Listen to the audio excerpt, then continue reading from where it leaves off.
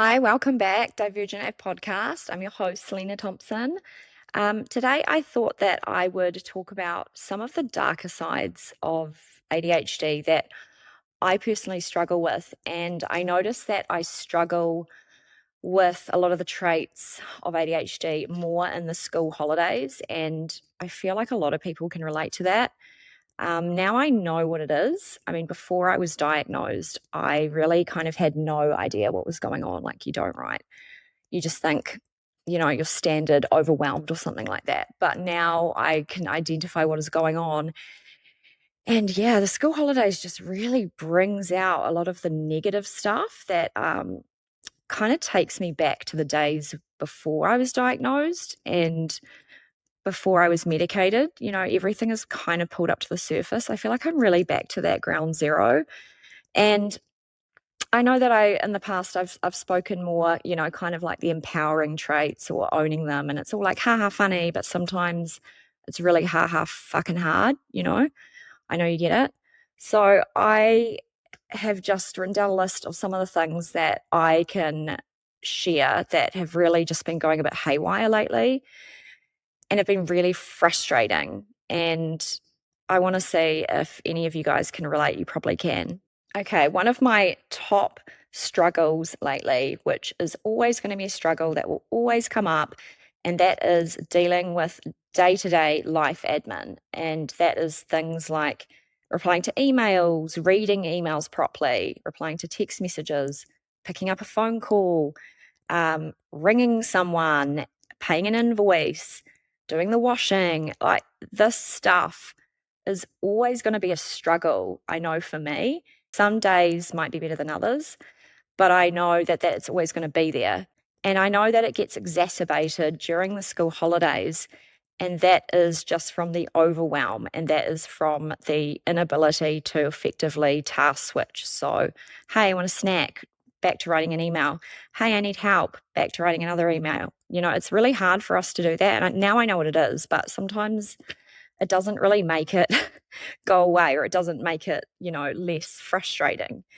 And I really hate that part of ADHD because I can just see how it really pisses a lot of people off, and it can be really frustrating.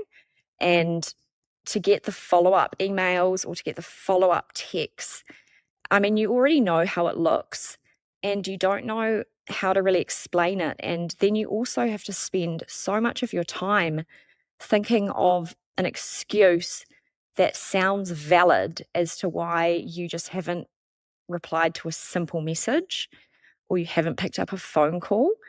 But to us, it's a really impossible task. And I don't know how else to kind of frame it to someone. But when you know, it's so hard. We could become an expert at reading blood tests or reading ultrasounds. I've done that back in the day. But can I reply to a simple message about scheduling an electrician coming? No. And it's ridiculous, but it's almost like higher level things that really tempt us and really drive us because we've suddenly got an interest or we've got a need to learn something, become really priority to just simple basic tasks. It's just being smart at the hard and dumb at the easy. But I feel like a lot of the smart is not really appreciated because maybe it's because it's just not used in daily life as much. So, yeah, you don't need to have high level knowledge on reading a blood test every day, but you probably should be expected to make your bed or take the wet washing out and not have to re-wash it because it's been left in there for 2 days. That's been happening to me a lot lately. Another aspect of ADHD, which I find so frustrating at times, is when you get the paralysis or the procrastination. And the paralysis is like you just can't move because you've just got so many things that you need to do. So instead of just picking a task and moving down a list like a neurotypical and having a to-do list, it's just like you glitch, the glitch where you're like, I don't know which room, I don't know what to start first. Like you kind of start doing that and then you go to that and then you go to that and then you just are like chasing your tail, but nothing actually gets completed and then you just make more of a mess. It's kind of like that. And I know that happens so much more to me in the school holidays. I mean, I don't know any other disorder where you procrastinate to take a piss. And you know exactly what I'm talking about. It's just a lot of admin. I don't know how else to explain that to a neurotypical if you're listening to this and watching this, but just to go have a shower, to go to the bathroom, to go pour yourself a glass of water, it's just a lot, you know? And showering, I realized, is a really common thing for a lot of us, but we just don't want to talk about it because it's just sounds like you're feral, But I just like I have so many times where I have to be like, hey, I'm having a shower, I'm having a shower, I'm having a shower. And then it will probably get to nighttime and then I'll have it.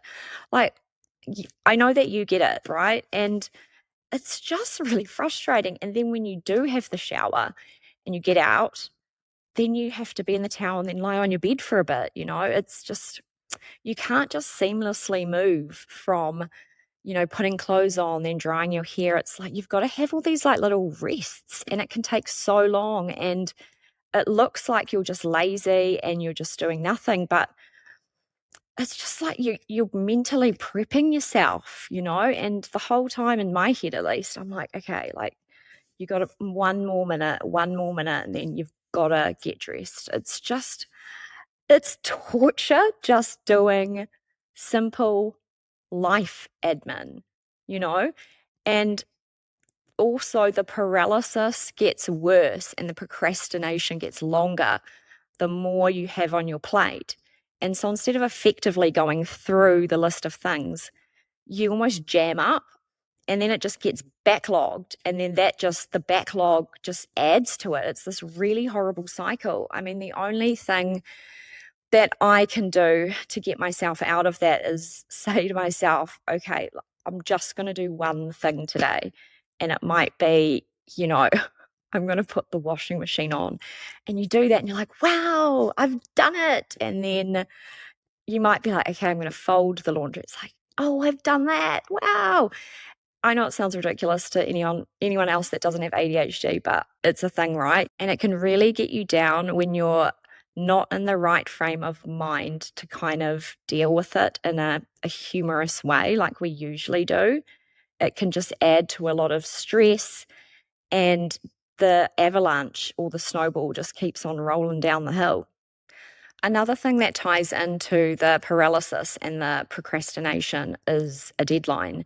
And I don't know about you, but I have to have an impending deadline. And I wish that I didn't have to because it's stressful and it's chaotic. And it's just like, no wonder you're such a hurricane going through life. But the only way that we get our A into G is when there's an impending deadline. So, catching a flight is a very important deadline. You can't F that one up, right? Or you've got to go to a really important meeting or an interview or something like that.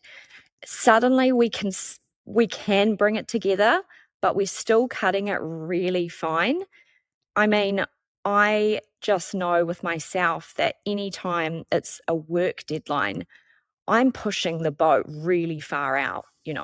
It's almost like my thoughts don't come together and don't gel together until it's very, very close to the deadline.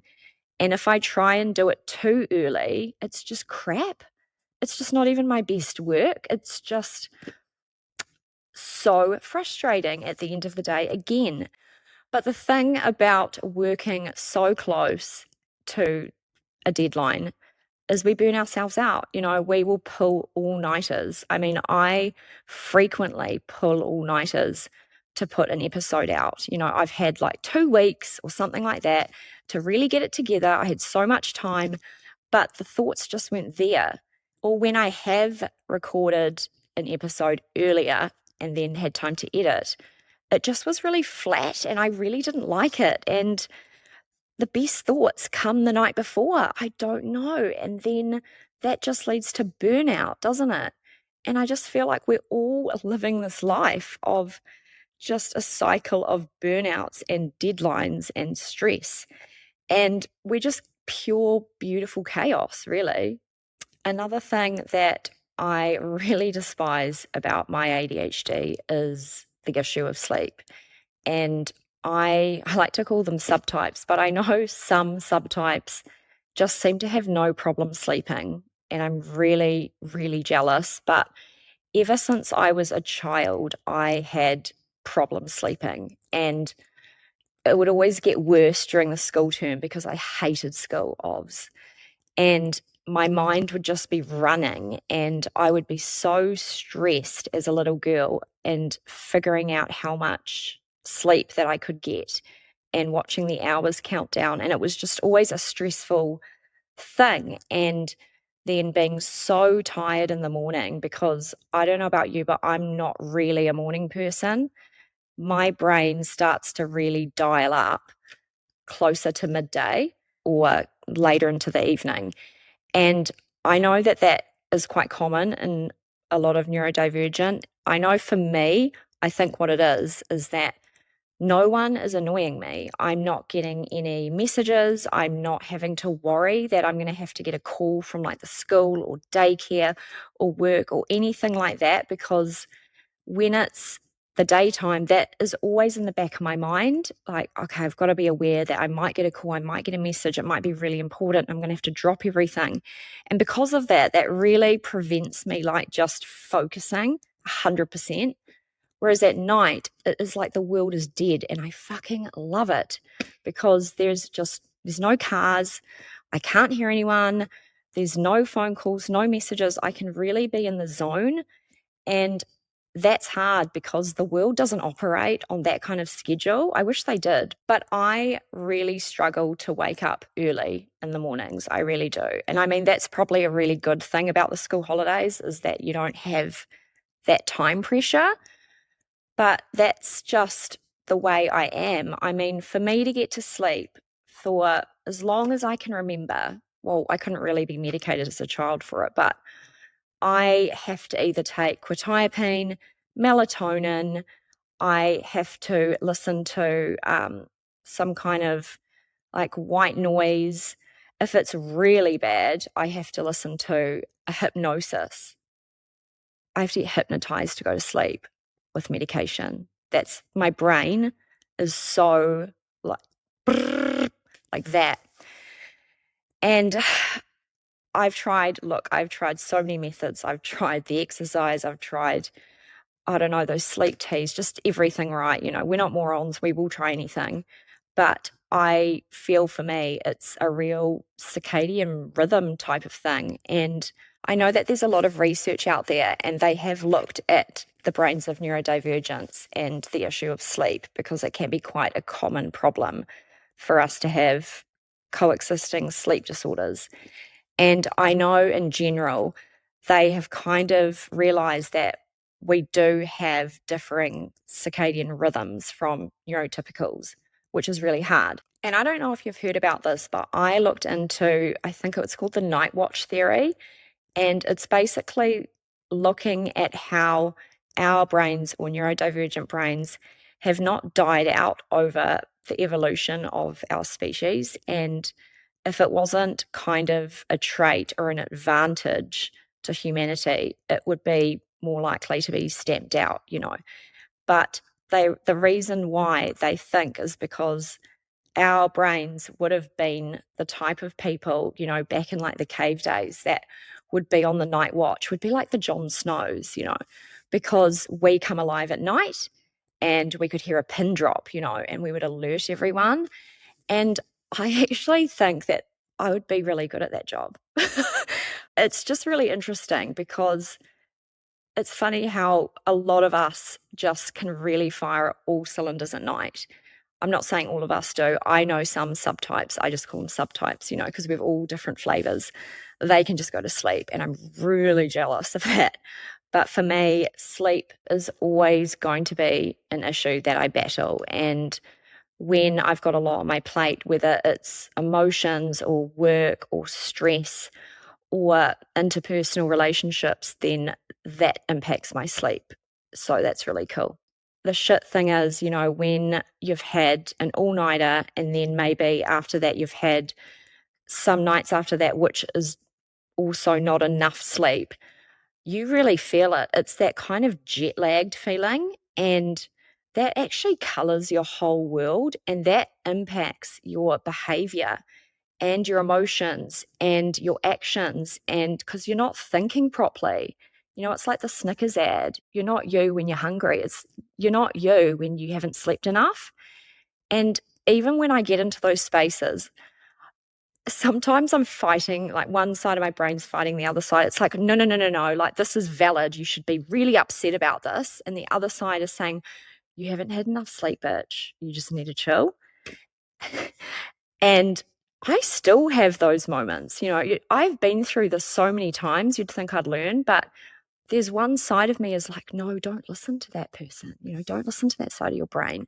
Let's get spicy. Let's get rowdy. Let's cause a scene. No. Um, but yeah, it's something that I know a lot of neurotypicals probably don't have to deal with. And uh, I would say it's kind of the exact feeling like being a sleep deprived newborn mother, but your whole life. I mean, not that bad, but having episodes of feeling that sleep deprived throughout, weeks or months. And that's a really sad, frustrating part of my ADHD. And I know that there are many of us that also are always going to have sleeping problems.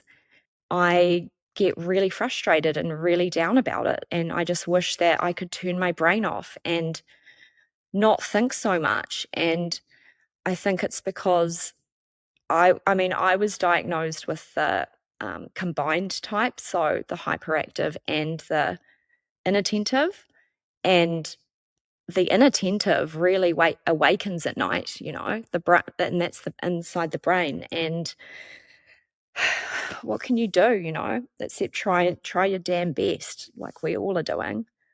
Another struggle would be dealing with anxiety. And I know that a lot of us have anxiety or maybe first diagnosed with anxiety. I mean, I know for me, I walked into a doctor's office when I was 13 and it was depression and anxiety. And I didn't know, no one kind of really had that much knowledge back then that depression and anxiety are really born from untreated or undiagnosed ADHD, which is really fucking sad. But my anxiety is mainly social anxiety.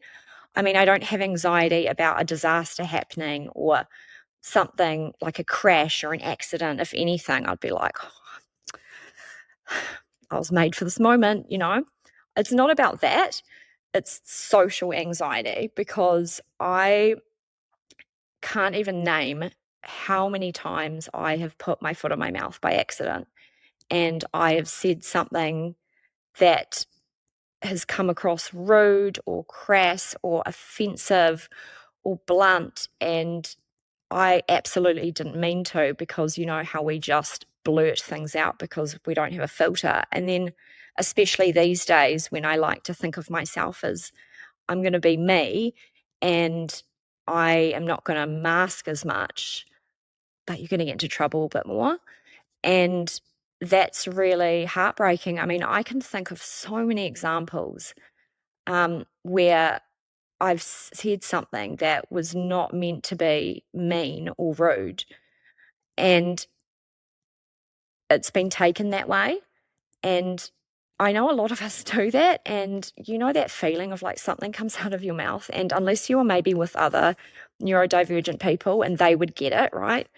It's just kind of like, whoa, did you just go there? And you're like, yeah, I've got a lot of dark humor. I feel like a lot of us have really deadpan dark humor, and they just don't get it. Like I mean the normies. And then you'll never see someone again or you'll never hear from them. And you already know what has happened, you already know why. I mean, I've blocked a lot of these memories out, really.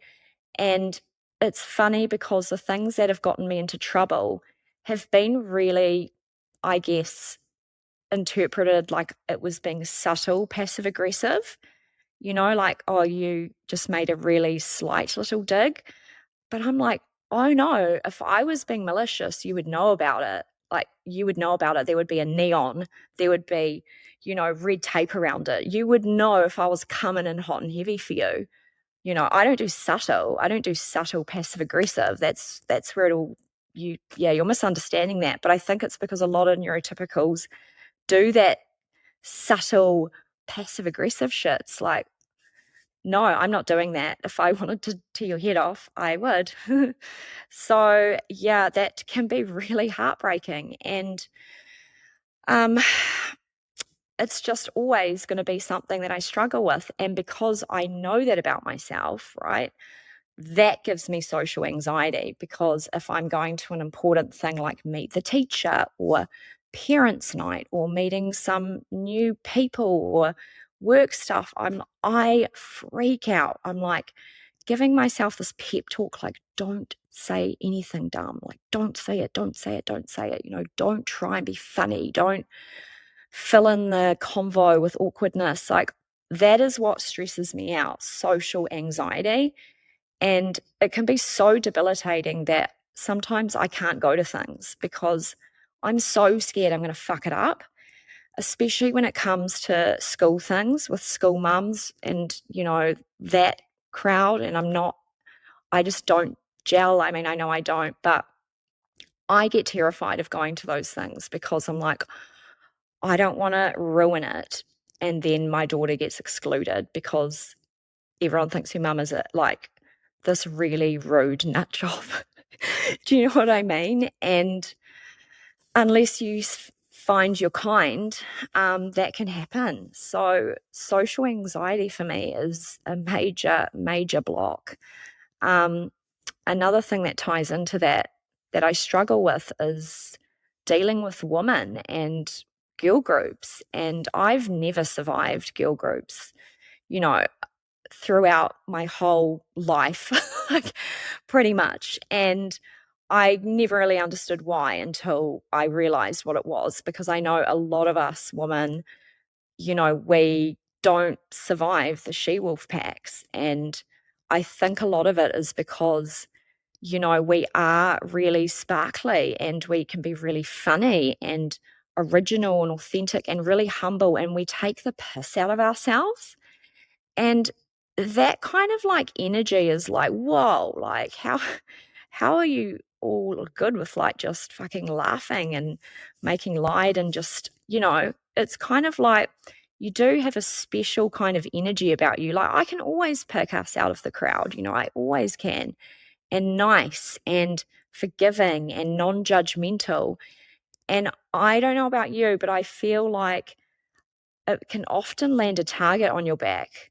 And you get around some woman and it's like they fucking hate you. You haven't even done anything, but you just can't help it. And dealing with that kind of mean girl stuff and passive aggressive and exclusions and gossip and all that kind of encompassing stuff, it's like, oh, I just don't even want to do it.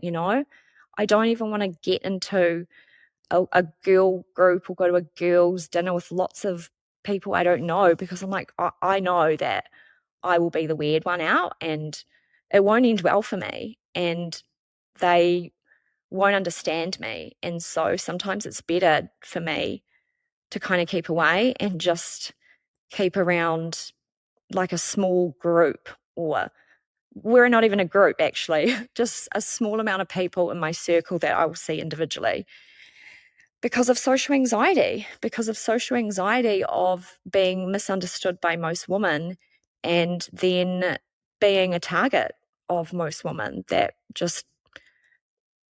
you just rub them the wrong way. And I'm saying this because I know that it's not just me, and I've heard some horrific stories of, what women have done to, you know, my ADHD friends, and it's all kind of the similar vibe, and they've all given up on girl groups too.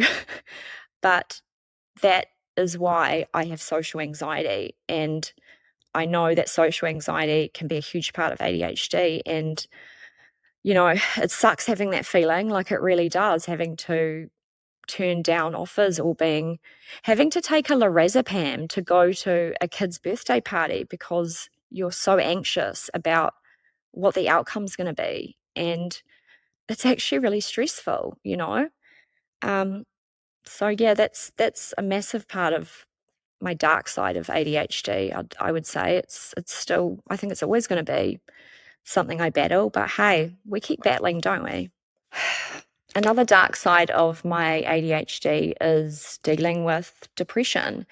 And I mean, I was, diagnosed when I was 13, not realizing, or no one really realizing, that it was actually a symptom of being undiagnosed. Because if you are living a life where you're constantly doing F ups, whether it's a social faux pas, being excluded, effing something up in work, forgetting things, not reading a school email properly, and not, dressing them in the right clothes for book character day, and all these kind of things that we can mess up, right? And people can do seamlessly, and they don't take screenshots of messages and then forget to look at the screenshots. I mean, that makes you depressed because you're not living up to your full potential. And while I really understand it now, most of my life I've lived not realizing what it was, and always having this kind of mindset of, I just have to get better one day, and I have to beat this, and I have to get rid of it forever. And now I've really just made friends with it, and I know that depression will pop up from time to time, and I can identify it and just realize that, okay, this is just a really shit phase. It's going to be a shit couple days. Instead of beating myself up like, oh my gosh, it's back. I never want it to come back. I mean, gosh, I would love it to never come back. But I know that because I'm always going to have those other symptoms or these other traits of getting things wrong and forgetfulness and all these things that comes along with being chaotic ADHD, I will experience depression. And it also is compounded with having PMDD, or premenstrual dysphoric disorder, which I realized I had and then got diagnosed with that maybe 2 years ago. Yeah. So, and that's hell. That is absolute hell. And, you know, when I describe my depression, it's kind of like when it comes on, it is just this whole blanket of sadness. And it doesn't matter what I do, if I get myself a little treaty treat, or if I buy a little thing online, or, see a friend, or get my hair done or something. I don't know, like all these little things that would spark like a little bit of joy, a little bit of dopamine. It's just like does not spark joy. And that's horrible. That is horrible. And it's because like it really is a chemical thing at that point. And I know now that it just is always going to be a part of me. I do really think now that, you know, the brighter the light, the deeper the dark that has to be in someone. I mean, you look at anyone that, some other people that I admire, and they're really hilarious and they're really quick witted, but they struggle deep down, more than anyone else struggles, and you'd never know it. I mean, it's that whole Robin Williams effect. It's really true. You show me someone really fucking funny and really clever and really quick-witted, and I bet you that they are tortured. It's just, I really think it goes hand in hand. And at least for me, the only way that I could move forward from that kind of battle that I have to face, more often than I'd like to, is to just make fucking friends with it. Whenever I have created kind of heartfelt or emotional or really deep kind of content or ideas or work, it's always been born from when I am in a depressive episode. And it's that whole thing of, creativity and depression often go hand in hand. And I have come to accept it. I'm not saying I love it, but I'm sick of fighting it because I just know that it's going to be a roller coaster. And I know that it is like that for a lot of us. And the sooner that you are kind of a bit more forgiving and kind on yourself, kind of the less bumpy it's going to be to get over it. Another dark side of my ADHD, and many people's ADHD, is having intense emotions and feeling like you can't control it. So you can be really up, but then you also can be crashing down. And it is so hard to know what you're going to be on the day. I honestly feel that a lot of my time in my life is spent regulating my emotions or trying to regulate. And that's really fucking sad. I don't want to cry, but that's really sad. It's always about, you know, keeping yourself busy because something's bothering you. If you keep moving, if you keep busy, it's not going to catch you. Or going and doing, exercise, or like, oh, I need to do a cold plunge today because that'll stop me from thinking. And just, it's a daily battle. It is a daily battle for me. If anyone really knew how hard this kind of stuff is for us, they would actually be a bit more kinder to us. But I spend the majority of my life doing this, and, I can't change it. And I did look into it. So people with ADHD experience intense emotions, and I know I do, and that is due to neurological differences in the brain areas that are responsible for the impulse control and the emotional processing. And that is particularly in the prefrontal cortex and the amygdala. So, we can't help it. We actually can't help it. It is the way our brain is wired. And that's something you've just got to wrangle when, emotional outbursts or responses to, an incident or something that's happened where, someone would just not react and we can just really react. Trying to mask that or rein that in because it's not socially acceptable or appropriate. Like we've learnt this by now that, having an inflated response to something minor to other people is like, don't, nah. But just trying to like wrangle that in and hold it in, but then also trying to concentrate or work at the same time, it's just a real battle in there. It's a real battlefield in there.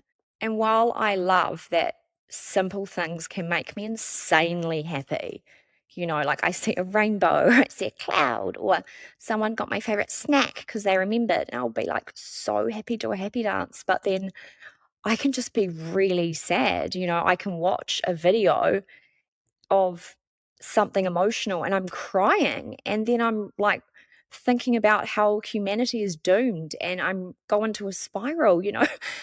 It's really hard. You can't have the really high up without the down. And I guess that's why, some of us can be misdiagnosed with bipolar because it can look like that. It's intense highs and intense lows. But living a life like that, where it really isn't our fault because of our brain chemistry, it's bumpy. It's really bumpy.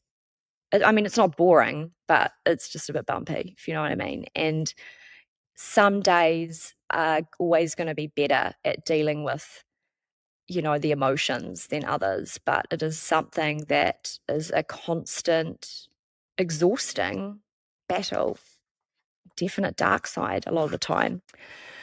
And lastly, but probably most importantly, because, we work from back to front, we do it in reverse order, is RSD, rejection sensitivity dysphoria. And while I don't have as many moments as I used to, I actually used to live in the land of RSD, probably most of my life. I lived there. Now I just am forced to visit it, apparently. But I actually had an episode of it tonight. And I rang my friend Tati, who has been on this podcast. I did a really awesome episode with her. Haven't met her in real life, but this is the way it is. You know, you can be friends with anyone over the internet, can't you? And it was maybe 2 minutes into the conversation of me explaining, like crying, what was upsetting me.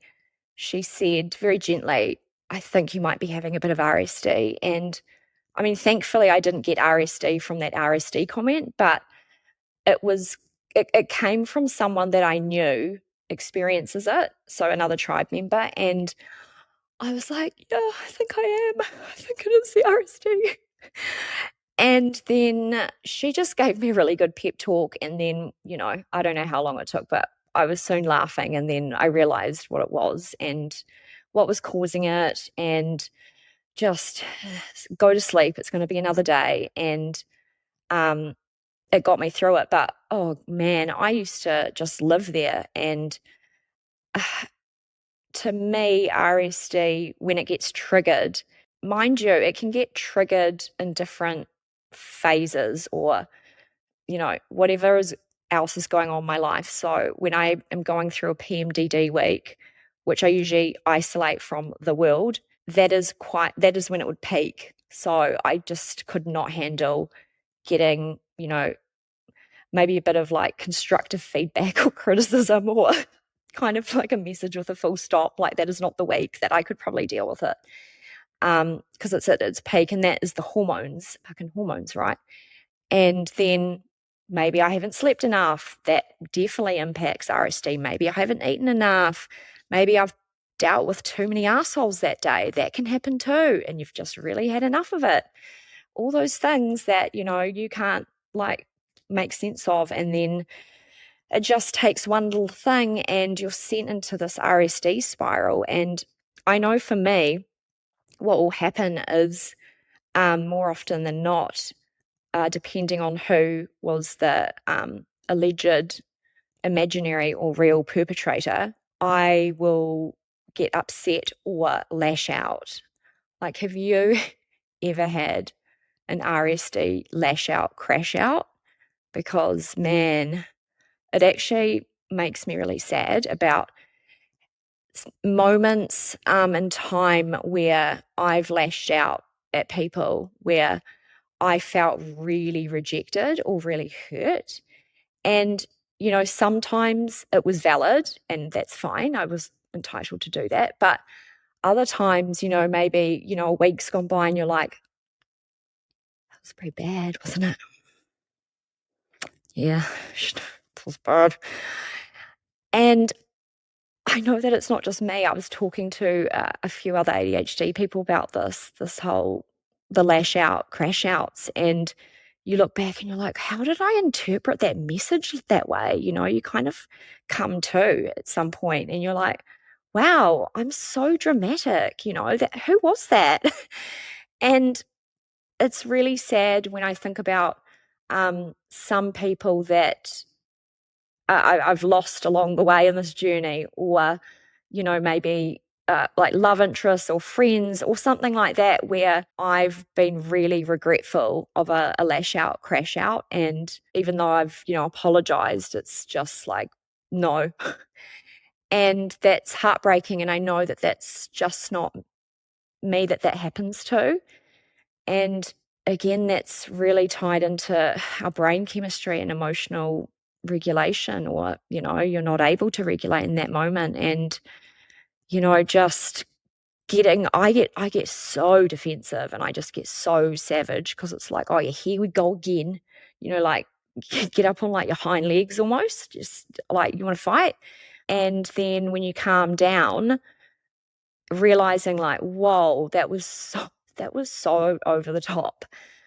But then other times I do want to say like, yeah, that was good for you.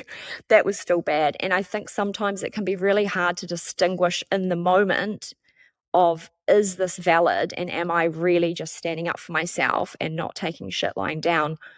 Or am I just really reading that with kind of a negative, snarky voice in my head? Oh, this is why I hate messages, by the way. Side note, I am a VM person and I don't care if people don't like that, because that is the best way for me to communicate. And I would probably prefer if someone would VM me. Maybe if I know them well enough, it doesn't matter. But I like a VM because I need to hear the tone, and I don't want to see the full stop or the passive aggressive emoji. You know, the one that's like that one, that one, It's not like, yeah. And look, not everyone is open and loves doing a VM, but I like VMs or a phone call because I can just, yeah, I can distinguish or discern from people's voices more than I can from written word. And it's unfortunate because sometimes, you just want to call, and a lot of people can't do a confrontation in a phone call. Whereas I can do that. That is like actually the best way to do it. If something has happened or an issue has happened, I'll want to see someone face to face, or I want to talk to them on the phone. It's like, then I can like read your body language. I can hash it out. But if it's over message, I mean, that's just tragedy waiting to happen. On both sides, it can just be so misconstrued and misunderstood depending on what state of mind you're in. Mind you, I don't think it's just limited to RSD or ADHD people. I think messages can be really hard and can be misunderstood, but written messages can be a huge source actually of causing RSD. I don't think I've really gotten much RSD from a voice message or a phone call or in person. It's always been messages or emails. It's such a shame. I know it's not just me, and unfortunately, it's just something that we've got to bear. I can sit here and be like, yeah, I've gotten better and I don't have it as much, but I know that one day I'll have another lash out, crash out, and not because I want to, but because I'm not being unrealistic here. I know that I will let go of the reins at some point, and I think it's just having people that love and understand you for how it happens. And maybe that's why the people that I am close to these days are neurodivergent, because they understand it, or vice versa. Or actually, they don't actually cause RSD because they understand RSD. So that's probably fixed that problem a bit too. But yeah, I know that is one of the most heartbreaking things about having ADHD is the RSD. And gosh, we've got a lot of acronyms that get pinned to us, don't we? So just wrapping up this episode, I know it was a bit more somber and serious, but because I've been really struggling with a lot of ADHD symptoms lately, I wanted to just get real about it, because I know it is not just me. And I know that a lot of us, if not all, are actually struggling treading water, if not on a weekly but daily basis, just to show up, because we're almost in a world not made for us, and it's really hard. And maybe that's why we're such forgiving, non-judgmental people, because we're actually fighting our own battles, our own silent battles every day.